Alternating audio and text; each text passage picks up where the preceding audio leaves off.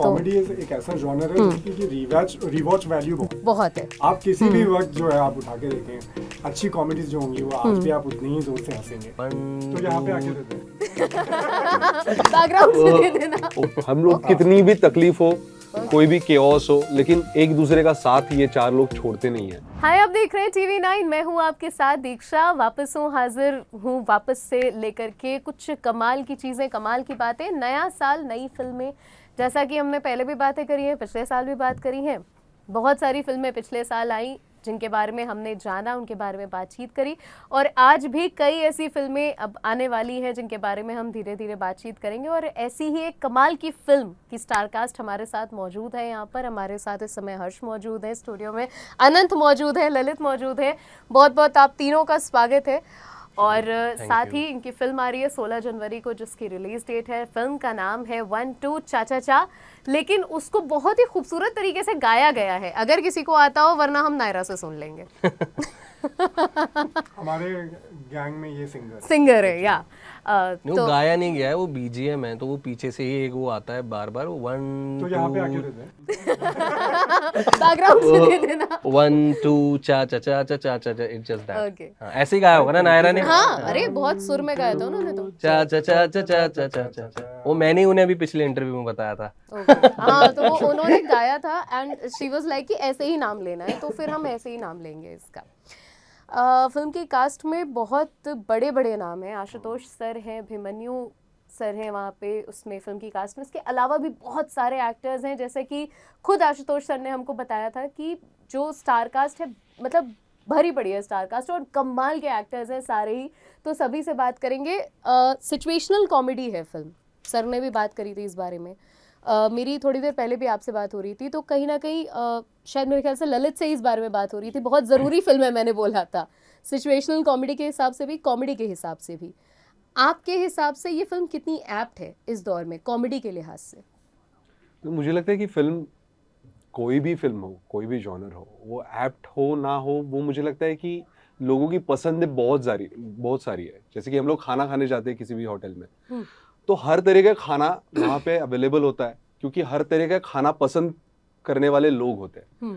तो बस हमें उनके पसंद के हिसाब से खाना तैयार रखना है। तो हम लोगों ने एक फिल्म बनाई है, मुझे लगता है कि इस तरह की फिल्में बहुत सारे लोग देखना पसंद करेंगे, क्योंकि ये क्लीन कॉमेडी है। मैं वही पूछना चाह रही थी। जो मुझे लगता है कि आप फैमिली के साथ देख सकते हो, और जिसमें हम लोग कोई फोर्सफुली कॉमेडी नहीं कर रहे हैं। हम लोग अपने अपने किरदार, जो सिचुएशन के हिसाब से कॉमेडी हो रही है, हमारे साथ कॉमेडी हो रही है, जिसकी वजह से लोगों को हंसी आ रही है, हमारे साथ ट्रेजेडी हो रही है जिसकी वजह से लोगों को कॉमेडी लग रही है, लोग हम पे हंस रहे हैं। Okay. तो ऐसी जो मुझे लगती है कि कहानियां जो है, ऐसी कहानियां जो सालों तक याद रहती है, ऐसी फिल्म है। तो शायद ये फिल्म भी लोगों को सालों तक याद रहे। ये मुझे लगता है बहुत ज़रूरी चीज़ आपने बोली कि सालों तक फिल्म, क्योंकि बॉक्स ऑफिस कलेक्शंस और ये सारी चीज़ें तो एक अलग चीज़ हो जाती है, लेकिन जब कोई फिल्म याद रह जाती है सालों तक, तो वो अपने आप में कि हाँ वो फिल्म देखनी है। और कॉमेडी एक ऐसा जॉनर है जिसकी रिवॉच वैल्यू बहुत है। आप किसी भी वक्त जो है आप उठा के देखें, अच्छी कॉमेडीज जो होंगी वो आज भी आप उतनी ही जोर से हंसेंगे। सो हम लोग भी वही बात कर रहे थे कि बीच में एक ऐसा स्पेल था जहाँ पे कि इस तरह की कॉमेडी फिल्म्स नहीं आ रही। मैं वही पूछना चाह रही थी एक्चुअली, सीरियसली, कि मैं तभी बोला मैंने बहुत ज़रूरी फिल्म है, क्योंकि कहीं ना हम जब थिएटर जाते हैं तो हमें चाहिए होता है कुछ ऐसा कि हम कुछ थोड़ी के लिए अपनी जो निजी जिंदगी है वो भूल जाएं, और जो पर्दे पर 3 घंटे की हमारी एक कहानी सामने चल रही है, हम उसमें घुस जाएं। तो उसमें अगर हमें बोनस तौर पे अगर हमें हंसाया भी जा रहा है, तो वो तो और भी बढ़िया पॉइंट रहता है ना। अच्छी कहानियों के साथ ये है कि भले ही आप अपनी निजी जिंदगी पीछे रखें, पर अच्छी कहानी में आप अपनी निजी जिंदगी देखने लगे, उन किरदारों में अपने आप को देखने लगे।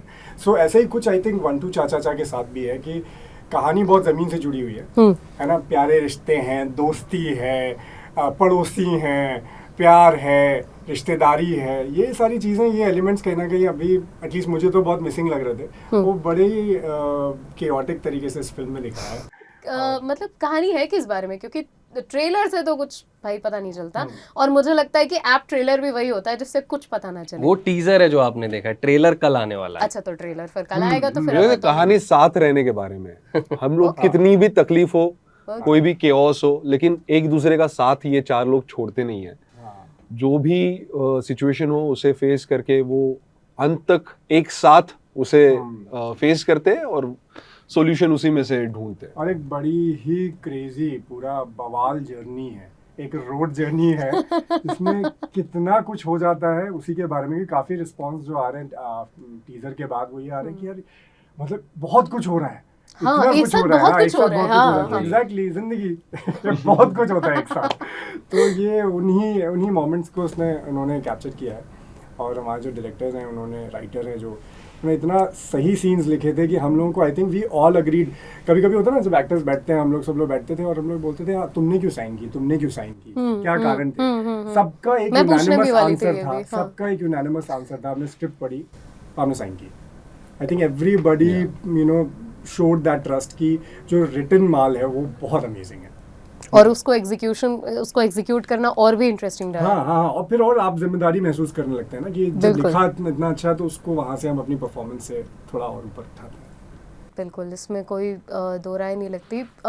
मैं पूछना चाहूँगी, अभी थोड़ी देर पहले हमारी जैसे बातचीत हो रही थी, फिल्म्स के बारे में बातचीत हो रही है, तो फिर ये जानना भी ज़रूरी होता है कि एक्टर्स फिल्म्स कौन सी देख रहे हैं। ललित, क्या देख रहे हैं इस समय अभी आप फिलहाल? अभी फिलहाल मैंने परफेक्ट डेज देखी जो मुझे काफी अच्छी लगी, Japanese film. It's a beautiful film, it's a beautiful film जो मेरे जहन में रही है अभी, जो मुझे याद रही है वो वाली फिल्म है। आई गेस जापानीज सिनेमा जिन्होंने नहीं देखा, मैं बता दूं कि परफेक्ट डेज आप इसको मूवी पे देख सकते हैं इफ दैट इज अवेलेबल। बाकी ये आपको वैसे भी मिल जाएगी मेरे ख्याल से। It's a beautiful film, it's a slice of life film, बहुत ही कमाल की फिल्म है। एंड मुझे ऐसा लगता है जापानीज सिनेमा में ये बहुत ही अलग किस्म की एक फिल्म निकल के आती है जो याद रह जाती है। मुझे आनंद की झलक दिखती है उसमें, 1973 I guess, Anand, Hrishikesh Mukherjee. I love that film. आप क्या देख रहे हैं इस समय? मैंने जो लास्ट फिल्म देखी थी वो थी आर पार, एक मराठी फिल्म है। ओके जिनको नहीं पता मैं बता दूं कि वो ललित की फिल्म है। तो ट्रस्ट मी, मतलब मुझे काफी टाइम बाद एक फिल्म ने क्रिएटिवली और रोमांटिकली और you know love for cinema है, मतलब मैं ललित का बहुत बड़ा फैन हूँ। मैंने उसकी रिलीज और अनरिलीज सारी फिल्में और मुझे उसका काम बहुत पसंद आता है। आई थिंक जिस तरह के प्रोजेक्ट्स वो चुनता है। तो जब आर पार मैंने देखी तो मुझे बहुत अच्छी लगी, म्यूजिक से लेके हर चीज बहुत ऐसे लिखी हुई है। हाँ, बहुत प्यारी। मैंने अभी आपको बताया कि द हाउसमेड अभी मैंने देखी। इसके अलावा और क्या, मतलब किस तरह का सिनेमा देखना पसंद करते हैं? हर तरीके का, अगर जो भी अच्छा लगे, जो मन को भाए, वो सारा देखने में मजा आता है। ये बहुत ही टिपिकल मतलब आंसर हो जाता है, मन को भाए। लेकिन मुझे ऐसा लगता है कि जो मन को भाए सिनेमा वो आजकल बॉलीवुड मेन स्ट्रीम में थोड़ा कम देखने को मिलता है कहीं ना कहीं। ओटीटी का आप लोगों का जो एक्सपीरियंस है वो जैसे कि आर पार आपकी आई है, ललित की आई है, आपने तो ओटीटी पे किया ही है माशाल्लाह, खूब काम किया है।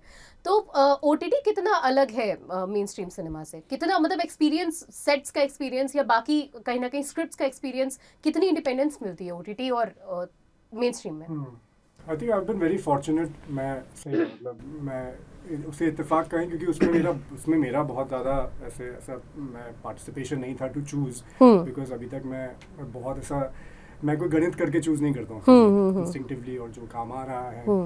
तो अभी तक मैंने फिल्म जो की और जो ओटीटी की है वो स्वतः ही स्क्रिप्ट वाइज बहुत अच्छी है और उनके काम करने का तरीका ही बहुत अच्छा था। भले वो थिएटर के लिए 12th फेल हो या फिर ओटीटी के लिए कटहल हो, तो सब में जो थी एक ऑनेस्टी थी। और कंसिस्टेंटली जो मैं अपने काम में भी जो चीज़ मुझे इंस्पायर करती है, बोथ मीडियम्स में, ओटीटी और सिनेमा में जो काम कर रही हैं चीज़ें, वो ऑनेस्टी है।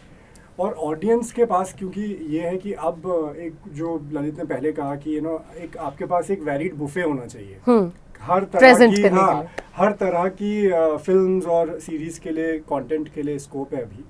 तो ऑडियंस बहुत ही शार्प जज है अभी, वो तुरंत पकड़ लेते हैं अगर आपने जहाँ अपने काम में जो है ईमानदारी नहीं बरती। तो हाँ, तो दोनों में मुझे तो बहुत ऐसा खास डिफरेंस नज़र नहीं आया। एक्चुअली वही है कि मतलब काम करते वक्त हमें अगर फिल्म है तो वो ओटीटी के लिए या फिर थिएट्रिकल है, वैसे हमारे लिए तो कोई फर्क नहीं है। हम लोग तो वैसे ही काम करना है, वैसे ही किरदार निभाना है हमें। लेकिन मुझे लगता है सीरीज करते समय एक एडवांटेज ऐसा है जो कि किरदार है, हमें बहुत लंबे समय के लिए हम उसके साथ रहते हैं और उसका अगला सीजन भी आता है बहुत बारी, तो ना हम लोग उस पे काम कर सकते हैं किरदार पे, जो हमें अगर लगे कि यार इस सीजन में हम लोग ना इसको और मैं इस किरदार के साथ इसे और थोड़ा डेवलप कर सकता हूँ, उस पे और थोड़ा डीप जा सकता हूँ, इसको एक्सप्लोर कर सकता हूँ। वो फिल्म क्या है, एक बार बन गई तो बन गई, नहीं फिर तो पार्ट 2 फिर सीक्वल होता है, बॉर्डर को आ जाएगी कहीं ना कहीं। ये चीज होती है, मुझे ऐसा लगता है कि जब सीरीज के लिए कोई एक्टर्स काम करते हैं और उसमें बहुत मतलब एक तरह से बाउंड्रीज पुश कर सकते हैं, अपने कैरेक्टर्स को बहुत ज़्यादा पुश कर सकते हैं, उनकी आर्क्स में बहुत ज़्यादा काम किया जा सकता है किरदारों को लेकर के, लेकिन मेन स्ट्रीम फिल्मों में वो कहीं ना कहीं मिसिंग हो जाता है। मिसिंग मतलब वैसा नहीं है, आप जिनके साथ काम कर रहे हो उनके साथ वो डिपेंड करता है, ऐसा नहीं है कि उसमें आप एक्सप्लोर नहीं कर सकते, बिल्कुल कर सकते हो आप, लेकिन यहाँ पे क्या है कि आप ज्यादा देर तक रहते हो उस किरदार के साथ में, आपको थोड़ा समय मिलता है किसी भी, जैसे आप लोग अगर नाटक कर रहे हो तो नाटक अगर मैं 400 अगर मैं शोज कर लूं उसके बाद भी शायद मैं उसके बाद अगर मैं एक शो कर रहा हूं तो मुझे कुछ तो मिल जाएगा उसमें अलग, जो इतने सारे शोज में मुझे नहीं मिला है, बस वही सेम चीज है। और आई थिंक मार्केट में वो जो जगह वाली बात है ना, वो हर चीज की है। मार्केट में ऐसे प्रोडक्ट भी हैं जो कि जनता की उम्मीदें सोच के बनाए जाते हैं, कि उनकी एक्सपेक्टेशन सोच के बनाई जाती हैं, और मार्केट में ऐसे प्रोडक्ट भी हैं कि आप ईमानदारी से उस प्रोडक्ट को बनाते हैं, मार्केट में रखते हैं, और उस ईमानदारी उस क्वालिटी की वजह से वो प्रोडक्ट जनता की डिमांड बन जाता है। हाँ, और ये आजकल ज्यादा हो रहा है। हाँ, ये अच्छी चीज है। हर तरह के एग्जाम्पल आपको मिलेंगे जो है, तो आई थिंक स्पेस सभी के लिए, at least what I try and what we have tried for 1 2 Cha Cha Cha is to be honest, जो हम काम कर रहे हैं। कॉमेडी भले दिखने के लिए थोड़ी सी सतही लगे, लेकिन सिचुएशंस बड़ी रियल होती हैं। जिन सिचुएशन में हम लोग निकले हैं फिल्म के थ्रू, वो हम लोगों ने बहुत रियल समझ के काम किया है, इसलिए नहीं कि ऑडियंस को हंसाना है या हमें हंसना है, एक जोक क्रैक करना है। And specially then when you have senior actors like Ashutosh Rana, absolutely, तो वो तो हमें फुल मॉनिटर करते थे and he was leading us really well. तो हम सब लोगों के लिए एक मीटर हो गया था साथ में। हाँ, तो हमने कभी उन्हें देखा नहीं था इस तरह के रोल। हाँ। तो हमारे लिए भी वो बहुत ही सरप्राइजिंग, पहली बार है वो, जो पहली बार हम लोग देख रहे थे कि वो भी किस तरह से उस किरदार को ना एक्सप्लोर कर रहे हैं, कैसे वो उसे निभा रहे हैं। तो उस वजह से हमें भी बहुत सारी उनकी तरफ से एनर्जी मिल रही थी, मोटिवेशन मिल रहा था। उन्होंने खुद भी अभी बोला था कि मतलब ये किरदार मेरे लिए खुद भी बहुत नया रहा है, तो मैंने भी बहुत कुछ सीखा है इस किरदार से। रीजनल सिनेमा की बात करेंगे, आप मराठी सिनेमा को बहुत करीब से देखते हैं, तो कहीं ना कहीं रीजनल सिनेमा ना अब मेन स्ट्रीम में आ रहा है, लोग पसंद कर रहे हैं। पहले क्योंकि लैंग्वेज बैरियर्स थे, ऑफ कोर्स वो भी चीज़ थी, और लोग नहीं पसंद, उतना देखना नहीं पसंद करते थे, लेकिन अब चीज़ें आ रही हैं, ग्लोबल लेवल पर आ रही है। तो कहीं ना कहीं आपको क्या लगता है कि रीजनल सिनेमा कहाँ तक पहुँच पाएगा, और मतलब कितना, और उसमें और ऐसा क्या करना चाहिए कि वो और ग्लोबल लेवल पे पहुंचे? जैसे अब दशावतार पहुंची है, बहुत बड़ी बात है ऑस्कर की कंटेंशन लिस्ट में पहुंचना, और दिलीप साहब कब से काम कर रहे हैं, बट अब जा करके कहीं ना कहीं वो एक फिल्म पहुंची है। तो और ऐसा क्या करना चाहिए बाकी रीजनल सिनेमा भी वहां तक पहुंचे?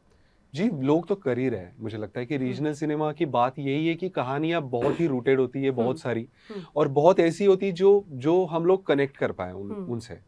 अब क्या हो गया है कि मुझे लगता है कोविड के बाद हम लोग हर तरह की लैंग्वेज के सिनेमे देखने के लिए हम लोग ना मतलब देखने लगे, क्योंकि सबटाइटल्स की ना अभी आदत हो गई है।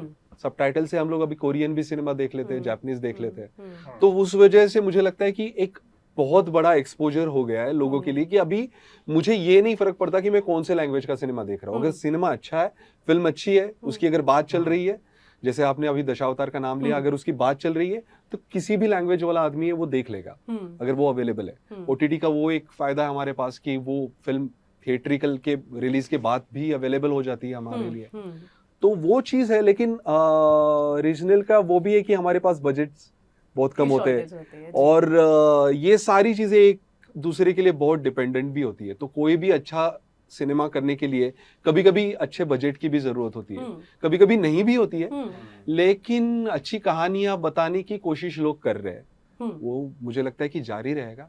और जिस तरह की फिल्में आ रही है वो बनती ही रहेंगी, अच्छी बुरी, लोगों को पसंद आने वाली, नहीं पसंद आने वाली। लेकिन ये अच्छी बात है कि लोग अभी ओपनली देख रहे हैं, हर सिनेमा, मतलब जैसे साउथ के सिनेमा हम लोग देख रहे हैं, वैसे मराठी के लिए भी अगर एक अच्छा प्लेटफॉर्म अगर खुल रहा है तो अच्छी बात है सबके लिए। नो डाउट, इसमें तो कोई दो राय नहीं है। फिल्म की कहानी मतलब ह्यूमन इमोशंस के बारे में, और वो बड़ी यूनिवर्सल चीज होती है, भले आप कोरिया के देख लें या फिर जापान की देख लें, you catch that emotion। वो हमेशा एक जब हम लोग किसी को कॉपी नहीं करते ना तो वो ओरिजिनलिटी हो जाती है। अगर बॉलीवुड अगर हॉलीवुड का कॉपी कर रहा है और फिर हम लोग मराठी फिल्म में अगर बॉलीवुड का कॉपी करके वैसे बन रही है तो फिर उसकी ओरिजिनलिटी नहीं है।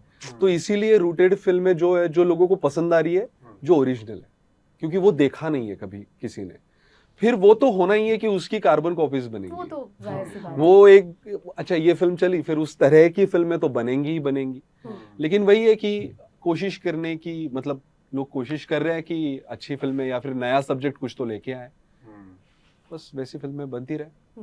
अगला सवाल हर्ष से करूंगे, एंड मेरे ख्याल से ये अब लास्ट ही सवाल होगा जी।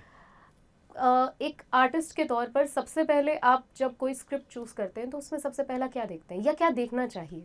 मुझे लगता है ज्यादा इंटरेस्टिंग सवाल ये है, देखना क्या चाहिए? ये अगर आप एक एक्टर से पूछ रही हैं तो ये बड़ा, मतलब मुझे ऐसा लगता है कि एक्टर अपने बारे में ज्यादा सोचता है कि वो कैसे दिखेगा। ऑब्वियसली अगर देखना चाहिए, मैं सबके लिए नहीं बोल सकता, तो कहानी क्या है, पिक्चर किस बारे में है, क्या इसमें वो बात है, क्या मेरे किरदार में वो बात है, क्या मुझे, मतलब मैं ये करूँगा तो मुझे अपने बारे में कुछ जानने का मौका मिलेगा। तो मैं तो बस यही देखता हूँ, और मेरा किरदार क्या है, और फिल्म अच्छी है बुरी है वो पढ़ के आपको पता लग जाता है और सुनकर आपको पता लग जाता है कि क्या कहानी है। तो मैं तो ये देखता हूँ। बाकी दो लोग बैठे हैं, आप उनसे पूछो कि वो लोग क्या देखते हैं। क्या देखते हैं? मैं मराठी में मतलब ज्यादातर ये देखता हूँ कि प्रोजेक्ट क्या है, और मैं वो रिलीज तक देखता हूँ कि रिलीज तक इस प्रोजेक्ट का क्या हो सकता है। राइट। क्योंकि ये नहीं है कि मैंने फिल्म कर ली मेरे खुशी के लिए, अगर ये लोगों तक पहुंचनी है तो उसके लिए अभी सिर्फ फिल्म करना जरूरी नहीं रहा है, हमें वो प्रमोट करना भी उतना ही जरूरी हो गया है। एक्टर्स का काम अभी बहुत बढ़ गया है, वो वहाँ पे खत्म नहीं होता जहाँ पे काम, जैसे कि हम लोग अभी बैठे हैं यहाँ पे। तो इस तरह का मुझे लगता है कि हमें आगे तक ये फिल्म कैसे पहुंचेगी, किस तरह से ये प्रोजेक्ट पहुंचेगा। ये प्रोजेक्ट अगर बड़ा हो गया तो हर कोई बड़ा होने वाला है, उसका उससे जुड़ा हुआ हर इंसान बड़ा होने वाला है। तो ये मैं मराठी में देखता हूँ, हिंदी में मैंने ज्यादा काम किया नहीं है, लेकिन कोशिश रहेगी कि यही नजरिया रहे। नहीं, हम चाहेंगे हम आपको हिंदी में जल्दी देखें, बाकी तो हम देख ही रहे हैं। 16 तारीख को देखने और बाकी 16 तारीख को देखने वाले हैं। बिल्कुल 16 तारीख को देखने वाले हैं। और अगर आप सोच रहे हैं कुछ बढ़िया सा देखने के लिए, क्योंकि जनवरी है और कहीं ना कहीं नया साल है, तो कुछ नया भी देखना चाहिए। 1 2 चाचा एक ऐसी ही फिल्म है जिसमें आपको बहुत सारे कमाल के एक्टर्स देखने वाले, एक साथ दिखने वाले हैं। सबसे अच्छी बात यह है। तो इसी तरह की और इंटरेस्टिंग बातों के लिए आप हमारे चैनल को सब्सक्राइब करिए, देखते रहिए हमारे चैनल को, और हम इसी तरीके के बढ़िया कास्ट आपके लिए लाते रहेंगे, बातचीत होती रहेगी बढ़िया सी। फिलहाल मुझे दीजिए इजाज़त। आपका बहुत बहुत थैंक यू, आप आए और साथ ही 1 2 चाचा के बारे में भी बात करी और उसके अलावा भी बहुत सारी चीज़ों के बारे में बात करी। इसी तरह की और इंटरेस्टिंग बातों के लिए देखते रहिए TV9। Thank you.